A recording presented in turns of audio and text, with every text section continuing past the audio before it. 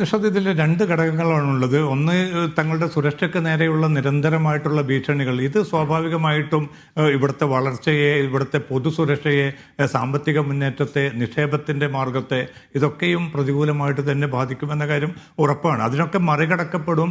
ഈ ധാരണാപത്രം വരുന്നു, 2 മാസത്തിനുള്ളിൽ തന്നെ ഒരുപക്ഷെ അന്തിമ കരാറിലേക്ക് പോകുന്നു.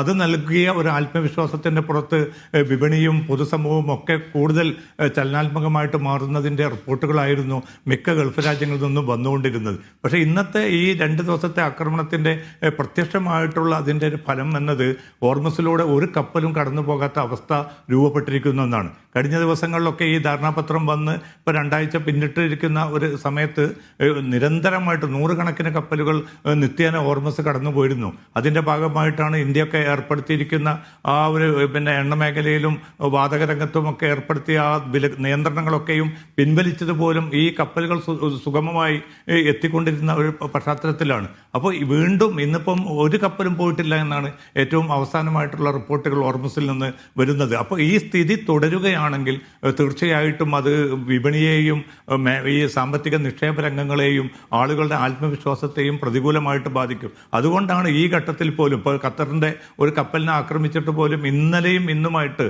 ഖത്തർ പ്രധാനമന്ത്രി, സൗദി അറേബ്യ, UAE, ഒമാൻ ഉൾപ്പെടെ എല്ലാ രാജ്യങ്ങളുമായിട്ടും നിരന്തരമായിട്ടുള്ള ആശയവിനിമയം തുടർന്നുകൊണ്ടിരിക്കുകയാണ്. എന്ത് വില കൊടുത്തിട്ടും ഈ ചർച്ചയിലേക്ക് തന്നെ 2 കൂട്ടരെയും കൊണ്ടുവരാനുള്ള വളരെ ആത്മാർത്ഥമായിട്ടുള്ള നീക്കങ്ങളാണ് ഗൾഫ് രാജ്യങ്ങൾ തുടരുന്നത്. കാരണം ഇത് ഈ മേഖലയെ അത്രമാത്രം ഗ്രസിച്ച് കഴിഞ്ഞിരിക്കുന്നു. ഇത് തുടരുകയാണെങ്കിൽ, ഈ അശാന്തി ഇനിയും മുന്നോട്ട് പോവുകയാണെങ്കിൽ അത് വളരെ പ്രതികൂലമായിട്ടുള്ള തിരിച്ചടി എല്ലാ മേഖലകളിലും, പൊതുസുരക്ഷയുടെ രംഗത്ത് മാത്രമല്ല മറ്റ് ഒരു മനുഷ്യർക്ക് മുന്നോട്ട് പോകാനുള്ള വിപണിയുടെ കാര്യത്തിലും മറ്റെല്ലാ മേഖലകളെയും അത് ബാധിക്കുമെന്ന കാര്യം ഉറപ്പാണ്. അതുകൊണ്ടാണ് ഈ ഘട്ടത്തിൽ പോലും വളരെ ആത്മാർത്ഥമായിട്ടുള്ള നീക്കങ്ങൾ, നയതന്ത്ര നീക്കങ്ങൾ തുടരുന്നത്.